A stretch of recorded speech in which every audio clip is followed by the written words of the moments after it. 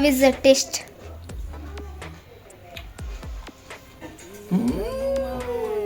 ದೊರಕಿದೆ ರುಚಿ ಸವಿಯಲು.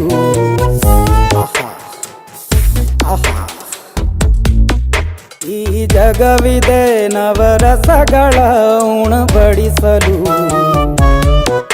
ಬಿಸಿ ಬಿಸಿ ಇದೆ,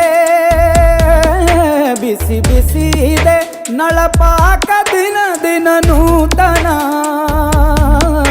ಈ ಬಿಸಿಯುವಾರುವ ಮೊದಲೇ ಎಲ್ಲರ ಜೊತೆಯೇ ಮೆಲ್ಲುವ ಕಲೆಯ ಜೀವನ ಜನುಮವೇ.